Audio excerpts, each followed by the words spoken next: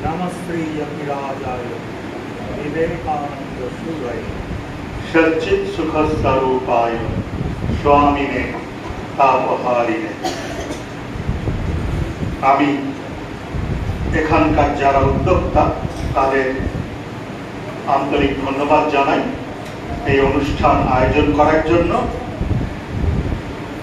এই আশ্রমে এসে উপস্থিত হয়েছে পরম পূজনীয় শ্রীমৎ স্বামী সুবর্ণানন্দজি মহারাজ। তিনি রামকৃষ্ণ মিশন ইনস্টিটিউট অফ কালচারের অধ্যক্ষ, আপনারা তাকে জানেন।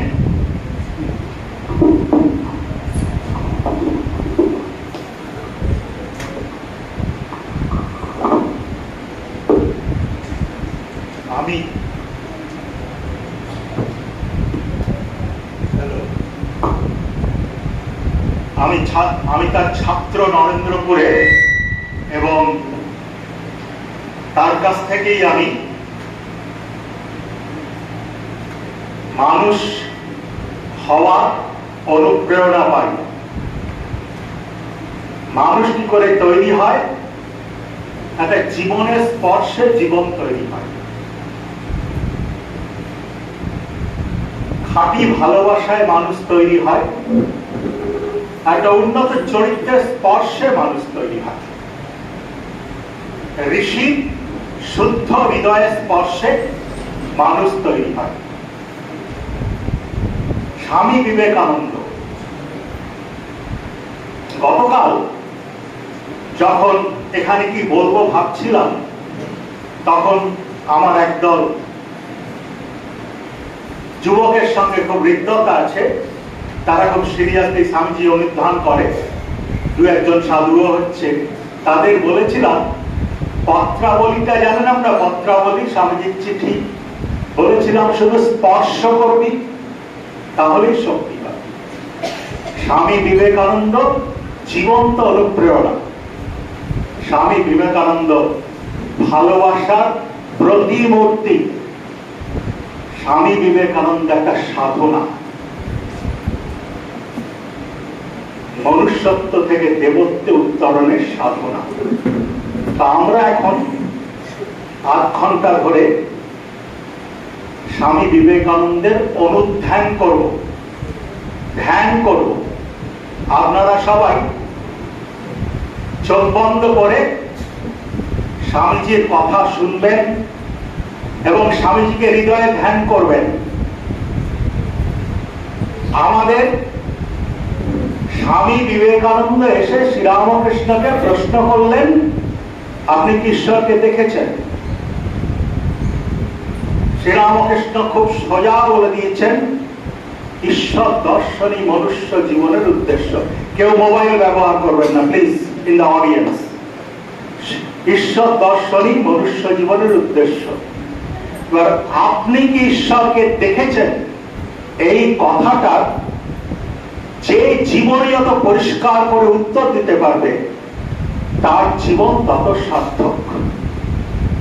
আমাদের পুরো জীবনটা আমরা জন্মেছি ঈশ্বরকে স্পর্শ করে, ত্যাগ, তপস্যা, পবিত্রতা, প্রেমের সাধনায় ঈশ্বরকে স্পর্শ করে স্বর্গীয় আনন্দ লাভ করব। আমাদের সামনে অনুপ্রেরণা ঠাকুর মা স্বামীজি, তাদের জীবন্ত উপস্থিতি, সেইটি একমাত্র আমাদের আনন্দ দেয়। স্বামীজির এক সহপাঠী লিখছেন, স্বামী বিবেকানন্দ সংসার থেকে সন্ন্যাসী ছিলেন বটে, কিন্তু ভারতবর্ষের কথা তাহার হৃদয়ের পরতে পরতে জাগরুক ছিল। ভারতই তাহার প্রাণ, ভারতই তাহার ধ্যান জ্ঞান। ভারতের কথাই তিনি ভাবিতেন, ভারতের জন্য তিনি কাঁদিতেন, আর ভারতের জন্যই তিনি জীবন উৎসর্গ করিয়া গিয়াছেন।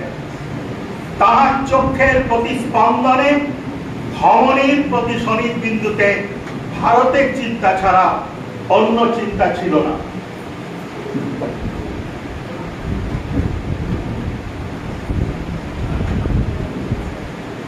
আমাদের কিন্তু স্বামী বিবেকানন্দ পড়তে হবে, পড়ে নিজেদের অনুধ্যান করতে হবে। স্বামী বিবেকানন্দ, আমি ইয়াং ছেলেদের বলি যে ফিজিক্সের থেকেও, কেমিস্ট্রির থেকেও, পাঠ্য বিষয়ের থেকেও সিরিয়াসলি স্বামী বিবেকানন্দ পড়তে হবে, পড়ে হজম করতে হবে, হজম করে সাধনা করতে হবে। স্বামী বিবেকানন্দ উন্নত জীবন, একটা মহৎ লক্ষ্যে জীবন উৎসর্গ করার জন্য স্বামী বিবেকানন্দ পড়তে হবে, পড়ে হজম করতে হবে, করে সারা জীবনটা ওই ত্যাগ ও সেবার সাধনা, স্বামী বিবেকানন্দের সাধনায় জীবনটা উৎসর্গ করতে হবে। স্বামী বিবেকানন্দ আপনারা জানেন 1863 খ্রিস্টাব্দের 12ই জানুয়ারি জন্মালেন। সেই জন্মের পেছনে কিন্তু তার মায়ের তপস্যা ছিল।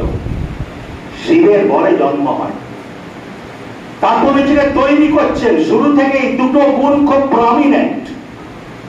একটা হচ্ছে ধ্যানের তন্ময় হয়ে যাচ্ছে, একটা বিরাট হৃদয়, সমস্ত কিছু দিয়ে দিচ্ছেন, নিজেকে তৈরি করছেন নানা রকম বিদ্যা চর্চা করে। শ্রীরামকৃষ্ণের কাছে গেলেন, আপনি কি ঈশ্বরকে দেখেছেন? বললেন হ্যাঁ দেখেছি, তোকেও দেখাতে পারি। শ্রীরামকৃষ্ণ তৈরি করলেন স্বামী বিবেকানন্দকে। 1886 খ্রিস্টাব্দের আগস্ট মাসে শ্রীরামকৃষ্ণ দেহত্যাগ করে চলে গেলেন।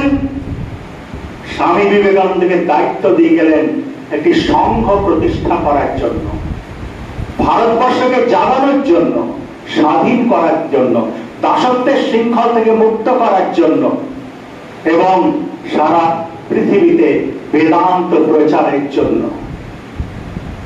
ঠিক তার 2 মাসের মধ্যে শ্রীরামকৃষ্ণ বরানগর মঠ তৈরি করলেন দায়িত্ব নিয়ে। ডিসেম্বর মাসে তারা আটপুরে সন্ন্যাস গ্রহণের, ত্যাগের জীবনের ব্রত নিলেন। জানুয়ারিতে তারা সন্ন্যাস গ্রহণ করলেন। তারপর স্বামী বিবেকানন্দ ভারত দেখতে বেরোচ্ছেন একা একাই সন্ন্যাস। তা আমরা স্বামী বিবেকানন্দের স্বদেশ মন্ত্র আমি একটু না পড়লে আমার ভালো লাগে না। সেইটি স্বামী বিবেকানন্দ আমাদের স্বদেশবাসীর সাধনার জন্য এই মন্ত্রগুলি দিয়েছেন। ভারতবর্ষ এখনো স্বামী বিবেকানন্দকে পড়েনি, এখনো পড়তে শুরু করেনি।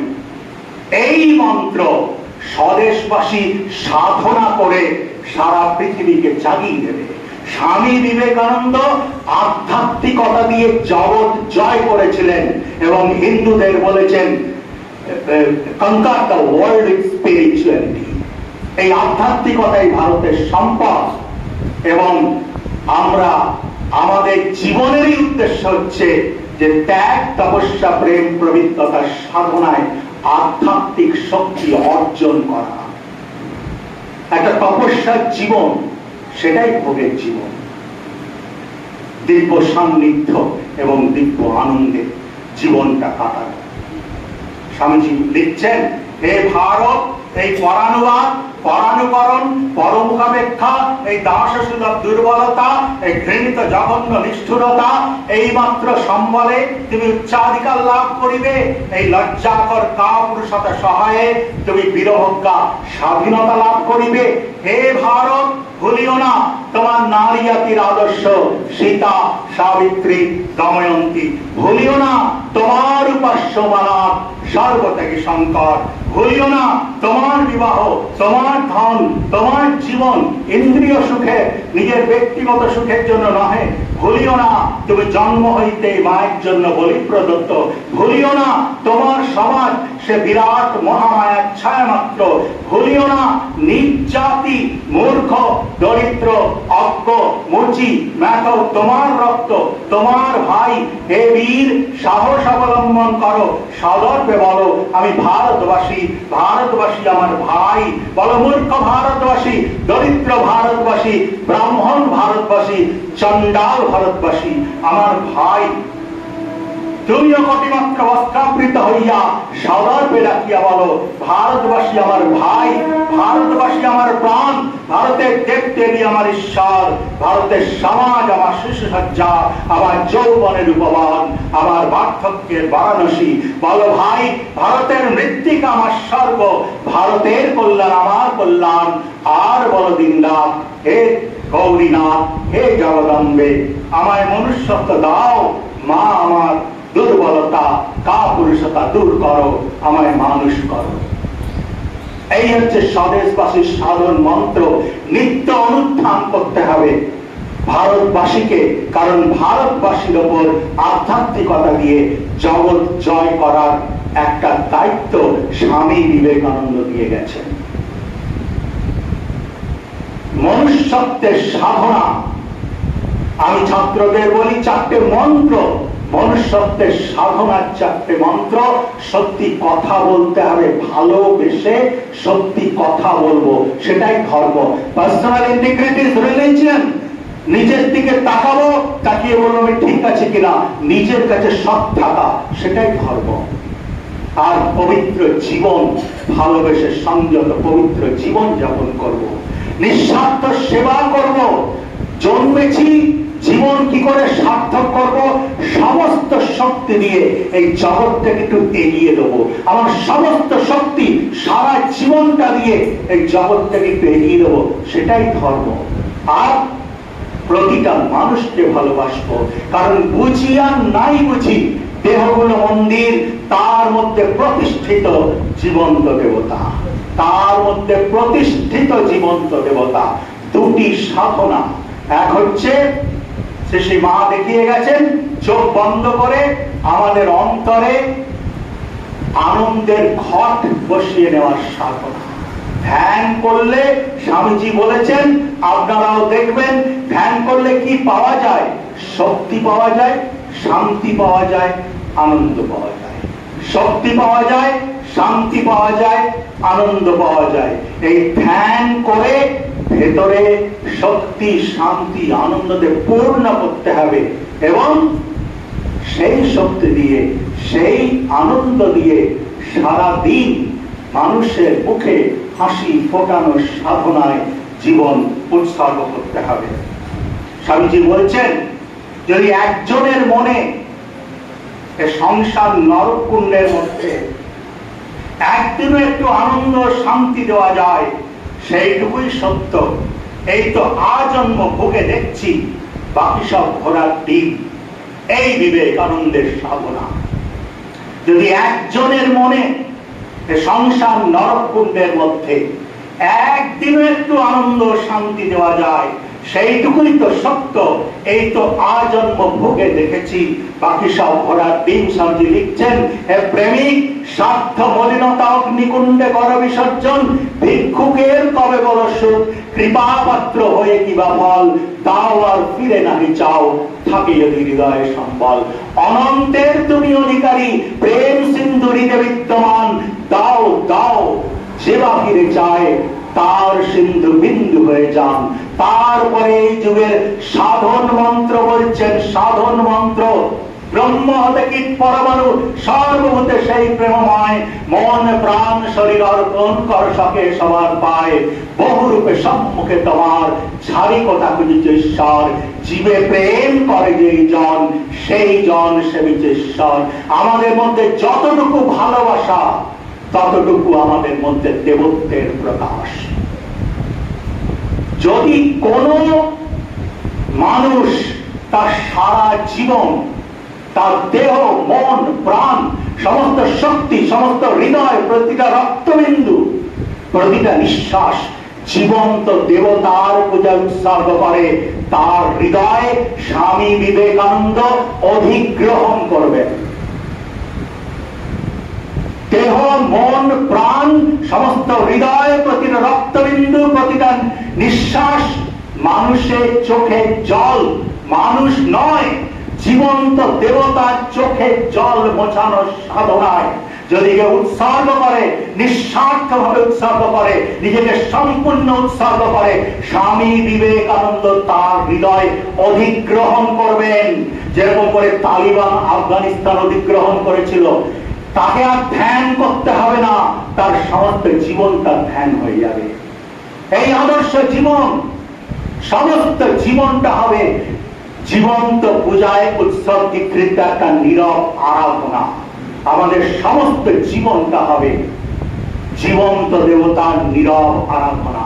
চোখ বন্ধ করে আমরা জীবন্ত দেবতার পুজো করব, চোখ খুলে আমরা জীবন্ত দেবতার পুজো করব। একদম 24 ঘন্টা যতদিন নিঃশ্বাস পড়বে আমরা উৎসর্গ করব জীবন্ত দেবতার পূজায়, এবং তার সঙ্গে সঙ্গে আমাদের সমস্ত জীবনটা হবে শ্রী মায়ের পায়ে নিঃস্বার্থ আত্মসমর্পণ। এই শরণাগতির জীবন, সেবার জীবন, ত্যাগের জীবন, এই আদর্শ স্বামী বিবেকানন্দের পরিব্রাজক জীবন। আপনারা একটু যুবনায়ক বিবেকানন্দ পড়ে দেখবেন, দারুণ বই, দারুণ বই। আমি পড়ছি সেখান থেকে। নিরালম্ব সন্ন্যাসী একমাত্র ভগবানের উপর নির্ভর করিয়া ভারতীয় জীবনযাত্রার ও মানব সভ্যতার যে প্রত্যক্ষ অনুভূতি লাভ করিয়াছিলেন, তাহা তাহার ভাবী চিন্তাধারায় ও কার্যপ্রণালীতে একটা বিশেষ অংশ গ্রহণ করিয়াছিল, এবং নিজের ব্যক্তিগত জীবনেও গভীর রেখাপাত করিয়াছিল। পিতার মৃত্যুর পর তিনি দারিদ্র্যের প্রকৃত মূর্তি প্রত্যক্ষ করিয়াছিলেন। ভারত পর্যটন কালে দেখিয়াছিলেন বিরাট জনসমুদায়ের ভাগ্য প্রকৃতপক্ষে তাহারই অনুরূপ বটে। আর তিনি বুঝিয়াছিলেন ভারতের জনগণ শ্রীহীন হইলেও ধর্ম বিমুখ নহে, তবে সে ধর্ম অনেক ক্ষেত্রে প্রাণহীন আচার মাত্রে পর্যবসিত হইয়াছে, এবং ধর্মীয় দরিদ্রে উচ্চ ও নিম্ন জাতির মধ্যে যে বিশাল পার্থক্য রহিয়াছে, তাহার দূরীকরণে ধর্ম উদ্যমশীল হয় নাই, বরং ধর্মের নামে প্রচারিত রীতিনীতি পুরোহিত কুলের হস্তে পড়িয়া ওই বিভেদ বিচ্ছেদের পরিপোষক হইয়াছে ও উহার স্থায়িত্ব সম্পাদনের যুক্তি যোগাইয়াছে। গম্ভীরানন্দজি লিখছেন, সুদীর্ঘ ভ্রমণকালের অনেকখানি সময় তিনি কোটি মাত্র বস্ত্রাবৃত সন্ন্যাসীর বেশে কাটাইয়াছিলেন, আর তাহার সঙ্গী ছিল শুধু হয়তো একখানি শ্রীরামকৃষ্ণের ছবি এবং একখানি গীতা, আর চির সাথী ছিল বুভুক্ষা ও অনিশ্চয়তা। তথাপি সর্বদা চিত্তে ছিল অদম্য ঈশ্বর বিশ্বাস, স্বীয় জন্মভূমির প্রতি অসীম প্রেম এবং জনগণের প্রতি অকৃত্রিম ভালোবাসা। তিনি কোটিমাত্র বস্ত্রাবৃত সন্ন্যাসীর বেশে কাটাইয়াছিলেন, আর তাহার সঙ্গী ছিল শুধু হয়তো একখানি শ্রীরামকৃষ্ণের ছবি এবং একখানি গীতা, আর চির সাথী ছিল বুভুক্ষা এবং অনিশ্চয়তা। তথাপি সর্বদা চিত্তে ছিল অদম্য ঈশ্বর বিশ্বাস, স্বীয় জন্মভূমির প্রতি অসীম প্রেম এবং জনগণের প্রতি অকৃত্রিম ভালোবাসা। স্বামী বিবেকানন্দ রামকৃষ্ণ সংঘের প্রথম আত্মবলিদান, প্রথম সংঘের প্রথম আত্মবলিদান। তিনি ঠাকুরের সেবা করতে করতে ক্ষয়ে ক্ষয়ে নিজেকে জ্ঞানত অবস্থায় শেষ করেছেন। ভারত ভ্রমণের সময় তার শরীর অনেক নির্যাতিত হয়েছে, তারপরে প্রথমবার আমেরিকা লন্ডন ট্যুরে নিজেকে শেষ করে দিয়েছেন। দুজন তাকে জিজ্ঞেস করেছিল, আপনি এত পরিশ্রম করছেন কেন? তিনি একটা কথাই বলেছিলেন, আমি গুরুর আদেশ পালন করছি। কাজেই তিনি নিজেকে ক্ষয়ে ক্ষয়ে শেষ করে দিয়েছেন সংঘের জন্য, গুরুকে ভালোবেসে। এই আদর্শ পরিব্রাজক জীবনের কথা উল্লেখ করে পরে ক্যালিফোর্নিয়ায় বলছেন, কতবার আমি অনাহারে বিক্ষত চরণে ক্লান্ত দেহে মৃত্যুর সম্মুখীন হয়েছি। আমরা কিন্তু শুধু ওই রাজবাড়িতে থাকার গল্পগুলো দেখেছি, বাকিটা দেখিনি। কতবার আমি অনাহারে বিক্ষত চরণে ক্লান্ত দেহে মৃত্যুর সম্মুখীন হয়েছি, কতবার দিনের পর দিন এক মুষ্টি অন্ন না পেয়ে আর পথ চলা অসম্ভব হয়ে পড়েছে। তখন অবসন্ন শরীর বৃক্ষচ্ছায়ায় লুটিয়ে পড়ত, আর মনে হতো প্রাণবায়ু বেরিয়ে যাচ্ছে। কথা বলতে পারতাম না, চিন্তাও অসম্ভব হয়ে পড়ত। আর অমনি মনেই ভাব উঠত, আমার কোনো ভয় নেই, মৃত্যুও নেই, আমার জন্ম কখনো হয়নি, মৃত্যুও হবে না, আমার ক্ষুধা নেই, তৃষ্ণা নেই, সোহম সোহম চিদানন্দ রূপ শিবোহম শিবোহম। সারা প্রকৃতির ক্ষমতা নেই যে আমায় পিষে মারে, প্রকৃতি তো আমার দাসী। হে দেবাদিদেব, হে পরমেশ্বর, নিজ মহিমা প্রকাশ করো, স্বরাজ্যে প্রতিষ্ঠিত হও, উত্তিষ্ঠত জাগ্রত, বিরত হও না।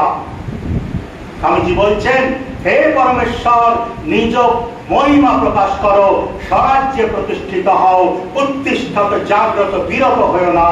অমনি আমি পুনর্বল লাভ করে উঠে দাঁড়াতাম। তাই আমি আজও বেঁচে আছি এবং এখানে উপস্থিত হয়েছি, কিন্তু শরীরটা একদম ভেঙে গেছিল। তারপরে শিকাগো বিজয় করলেন, লন্ডন গেলেন, ইন্ডিয়াতে ফিরে এলেন। কলম্বো আপনারা দেখবেন শুধু সংবর্ধনা দেখবেন, ঢাক ঢোল হাতি ঘোড়া মশাল, সারা ভারত জুড়ে সংবর্ধনা। সেই স্বামীজির প্রায় এত, সেটাও একটা স্বামীজির উপর অত্যাচার, জাফনা থেকে উনি পালিয়ে এলেন বেসিক্যালি। এত আদর, এত সংবর্ধনা, জাহাজে করে ম্যাদ্রাস চলে এলেন। তো কুম্ভকোণমে স্বামীজি বলছেন, এসে ভারতকে জাগালেন। কলম্বো থেকে আলমোড়া অব্দি লেকচার দিয়ে বইটি পড়বেন, 30খানা 29খানা লেকচার আছে, অসাধারণ শক্তিশালী। ভারতকে জানার জন্য, ভারতের মহিমা ভারতবাসীর কাছে প্রচার করলেন। বলছেন কুম্ভকোণমে, stand up, assert yourself, proclaim the God within you, don't deny him. উঠো, নিজ স্বরূপ প্রকাশিত করো, তোমার ভিতরে ভগবান রহিয়াছেন, তাকে উচ্চ স্তরে ঘোষণা করো, তাকে অস্বীকার করো না। Teach yourselves, teach everyone his real nature and call upon the sleeping soul and see how it awakes.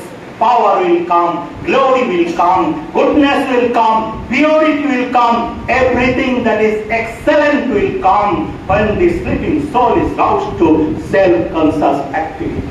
এই ধ্যান আর পুজো, এই জীবন, সাধুদের জীবন দেখবেন, সকালবেলা মন্দিরে ধ্যান করছেন, তারপর স্তব পাঠ করছেন, শাস্ত্র পাঠ করছেন, সারাদিন নিঃস্বার্থভাবে সেবা করছেন, আবার সন্ধ্যাবেলা ধ্যান করছেন, আবার কিছু শাস্ত্র পাঠ করছেন। এই তো আদর্শ জীবন। উৎসর্গ করতে হবে আমাদের জীবনকে স্বামীজির সেবায়। স্বামীজি আমেরিকা যাওয়ার আগে সেই ঘটনাটা আজকে আমরা একটু স্মরণ করব। স্বামীজির সহিত ওই কালে বার্তালাপ প্রসঙ্গে স্বামী তুরীয়ানন্দজি পরে বলিয়াছিলেন, আমেরিকা যাওয়ার ঠিক আগে, সে সময় স্বামীজির গোটা কয়েক মন্ত্র আমার স্পষ্ট মনে আছে।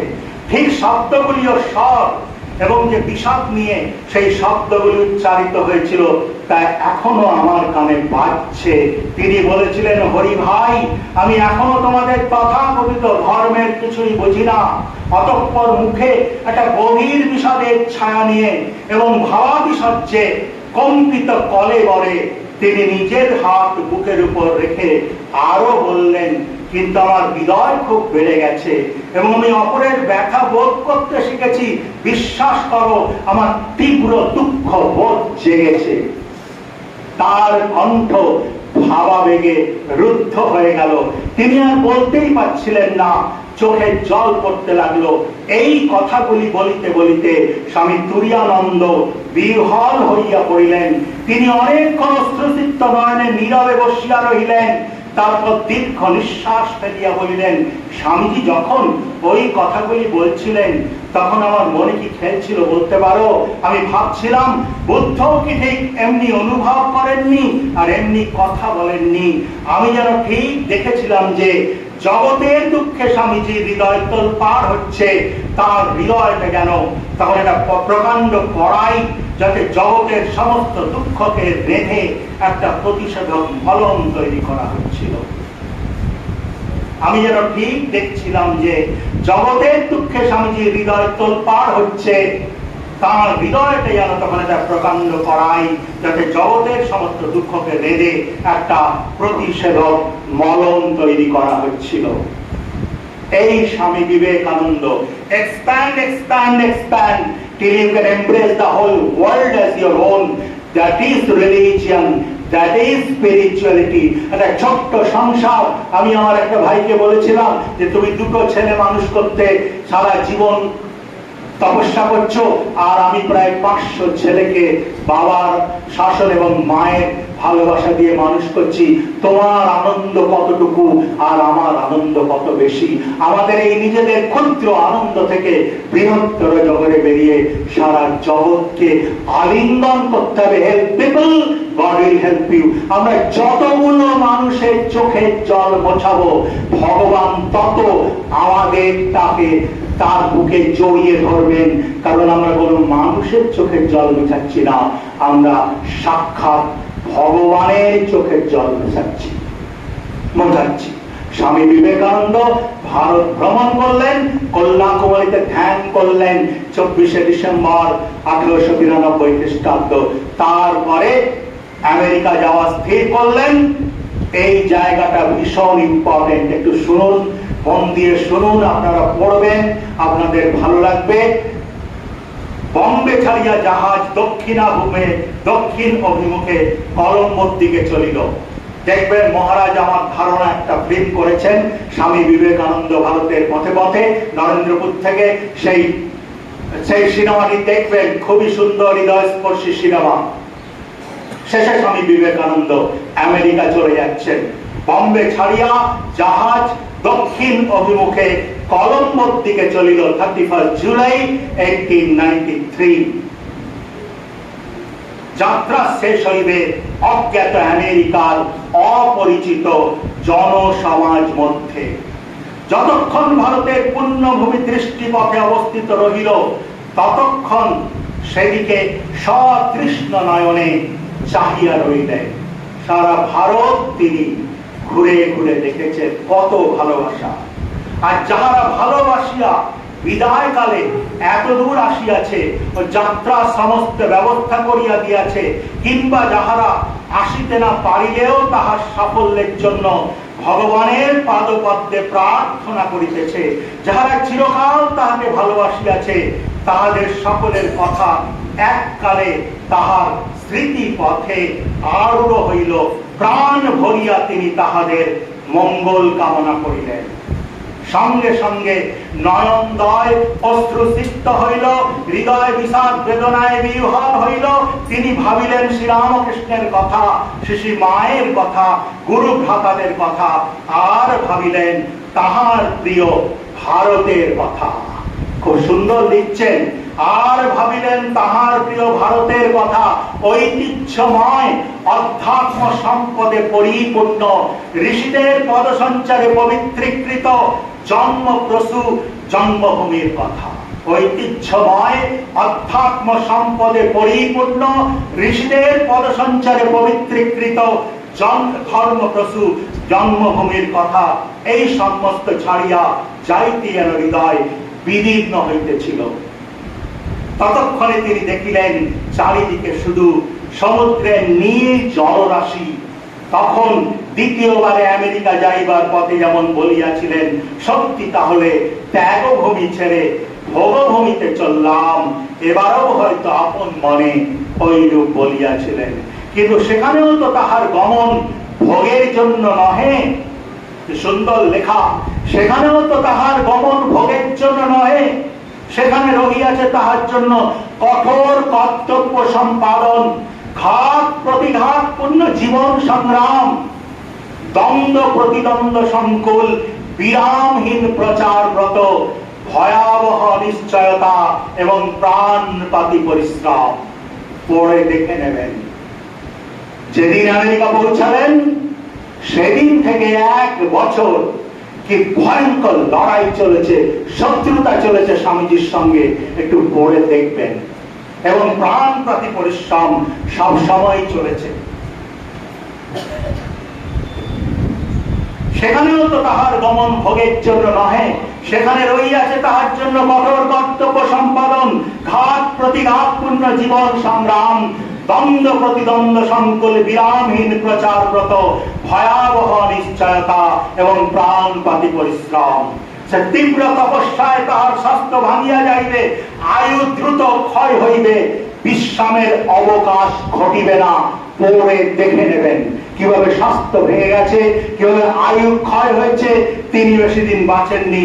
জীবনে তিনি আর মাত্র 9টি বৎসর পাইবেন, তাও আবার দুঃখপূর্ণ ও সমস্যা পরম্পরায় পরিপূর্ণ। কিন্তু সেসব চিন্তায় বিবেকানন্দ কাল কাটাইতে পারেন না। বীর সন্ন্যাসী সাহস ভরে আশাপূর্ণ হৃদয়ে ঠাকুর মায়ের শরণ লইলেন। তিনি তো চিরজীবন তাহাদেরই আশ্রিত সন্তান, তাহারা কি সন্তানের মঙ্গল বিধান করিবেন না? বৈদিক জ্ঞানের অনন্ত ভান্ডার যাহার হৃদয়ে, সে বিবেকানন্দের ভয় বা ভাবনা কোথায়? জাহাজ সীমাহীন সাগর জলে ভাসিল, স্বামীজিও দেশ কালাতীত অনন্তের ধ্যানে মগ্ন হইলেন। এই স্বামী বিবেকানন্দ আমেরিকায় গিয়ে শিকাগোতে বললেন, sisters and brothers of America. পাগলের মতো হাজার হাজার দর্শক হাততালি দিল। কেন? কারণ সেই কথাটা মন্ত্রের মতো সম্পূর্ণ অডিয়েন্সটাকে স্বর্গীয় আনন্দে পূর্ণ করে দিয়েছিল, তাদের স্বর্গীয় আনন্দে পাগল করে দিয়েছিল স্বামীজির সেই অ্যাড্রেস। তাই তারা পাগলের মতো হাততালি দিয়েছিল। এটা পবিত্রতার জয়। পরে দেখবেন স্বামীজি ক্যালিফোর্নিয়ায় ক্যাম্প টেলারে বলছেন যে, জানো কেন সেদিন সবাই পাগলের মতো হাততালি দিয়েছিল? কারণ আমি জীবনে কখনো কোনো অসৎ চিন্তা করিনি। এই হচ্ছে বিবেকানন্দের সাধনা। স্বামী বিবেকানন্দ বলছেন, তোর আমার মতো কীট হচ্ছে মরছে, তাতে জগতের কি আসছে যাচ্ছে, একটা মহান উদ্দেশ্য নিয়ে মরে যা। এটা নিজের কাছে প্রতিশ্রুতি, কাউকে দেখানোর জন্য নয়, নিজের জীবন ধন্য করার জন্য ঠাকুর মা স্বামীজির কাছে নত জানু হয়ে নিজের কাছে প্রতিশ্রুতিবদ্ধ হতে হবে যে আমি ত্যাগ ও সেবা একটা আদর্শে জীবন উৎসর্গ করব, স্বামী বিবেকানন্দের সাধনায় জীবন উৎসর্গ করব। মরে তো যাবি, তা ভালো উদ্দেশ্য নিয়েই মরা ভালো। তোরাই তো দেশের আশা ভরসা, তোদের কর্মহীন দেখলে বড় কষ্ট হয়। লেগে যা, দেরি করিস না, মৃত্যু তো দিন দিন নিকটে আসছে। আর পরে করবি বলে বসে থাকিস নি, তাহলে কিছু হবে না। তারপর সুন্দর কথা বলছেন, মানুষের দুঃখে যারা সহানুভূতি দেখাতে না পারে তারা আবার কিসের মানুষ? মানুষের দুঃখে যারা সহানুভূতি দেখাতে না পারে তারা আবার কিসের মানুষ? স্বামীজি বলছেন, কাম কাঞ্চনের সেবা করবে আর ঠাকুরকেও বুঝবে। এ কি কখনো হয়েছে? না, হতে পারে। যিনি ত্যাগীর বাদশা, তার কৃপা পেয়ে কি কেউ কখনো কাম কাঞ্চনের সেবায় জীবনযাপন করতে পারে? তার কৃপা যারা পেয়েছে তাদের মন বুদ্ধি কিছুতেই আর সংসারে আসক্ত হতে পারে না। কৃপার টেস্ট কিন্তু হচ্ছে কাম কাঞ্চনে অনাসক্তি। চিঠিতে লিখছেন, যে তার সেবার জন্য, তার সেবা নয়, তার ছেলেদের গরিব গুরব বাপি তাপি কীট পতঙ্গ পর্যন্ত তাদের সেবার জন্য যে তৈরি হবে, তাদের ভেতর তিনি আসবেন, তাদের মুখে সরস্বতী বসবেন, তাদের পক্ষে মহামায়া মহাশক্তি বসবেন। আত্মোৎসর্গের প্রসঙ্গে স্বামী বিবেকানন্দ বলিয়াছিলেন, শোন, শ্রীরামকৃষ্ণ জগতের জন্য এসেছিলেন আর জগতের জন্য প্রাণটা দিয়ে গেলেন। আমিও প্রাণটা দেব, তোদেরও সকলকে দিতে হবে। এখন যা দেখছিস এ শুধু আরম্ভ, তবে ঠিক জানিস এই যে আমার হৃদয়ের রক্ত পাক করে যাচ্ছি, এই যে আমার হৃদয়ের রক্ত পাক করে যাচ্ছি, এর ফলে এমন সব বীর উৎপন্ন হবে, ভগবানের কাজের জন্য এমন সব মহারথী বেরুবে, যারা সমস্ত জীবনটা, সমস্ত পৃথিবীটা ওলট পালট করিয়া ফেলিবে। স্বামী বিবেকানন্দ যেদিন লন্ডন থেকে শেষবারের মতো চলে আসে, আপনারা পড়ে দেখবেন, যেরকম বাংলা বন্ধ হতো না আগে, সমস্ত দোকানপাট বন্ধ থাকতো, সমস্ত দোকানপাট বন্ধ, সবার মন দুঃখে পূর্ণ। সেদিন যাওয়ার আগে স্বামীজি বলে আসছেন, এমন হইতে পারে যে আমি হয়তো বুঝিব এই দেহের বাহিরে চলিয়া যাওয়া, এই দেহকে চিহ্ন পোশাকের মতো ফেলিয়া দেওয়াই আমার পক্ষে হিতকর, কিন্তু আমি কোনদিন কর্ম হইতে ক্ষান্ত হইব না, যতদিন না সমগ্র জগৎ ঈশ্বরের সঙ্গে একত্ব অনুভব করিতেছে, ততদিন আমি সর্বত্র মানুষের মনে প্রেরণা জাগাইতে থাকিব। স্বামী বিবেকানন্দ হ্যারিয়েট মেকেনলিকে লিখছেন, আমার ভীষণ প্রিয় চিঠি, হ্যারিয়েট মেকেনলিকে লিখছেন, ভগবান নির্ভুল ভাবে তোমার কপালে লিখে দিয়েছেন তুমি আমার। এই সাধনা ভগবান নির্ভুল ভাবে তোমার কপালে লিখে দিয়েছেন তুমি আমার।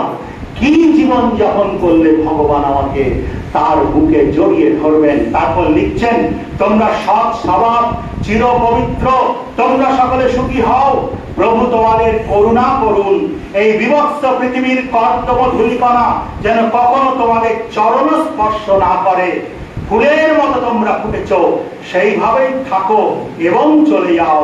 এই হচ্ছে তোমাদের ভ্রাতা বিবেকানন্দের চিরন্তন প্রার্থনা। ফুলের মতো তোমরা ফুটেছ, সেইভাবেই থাকো এবং চলে যাও। এই হচ্ছে তোমাদের ভ্রাতা বিবেকানন্দের চিরন্তন প্রার্থনা। আমি শ্রী শ্রী ঠাকুরমা স্বামীজির কাছে প্রার্থনা করি, তিনি আমাদের একটি ত্যাগ ও সেবার লক্ষ্যে একটি মহৎ আদর্শে জীবন উৎসর্গ করার অনুপ্রেরণা দিন। জয় মা।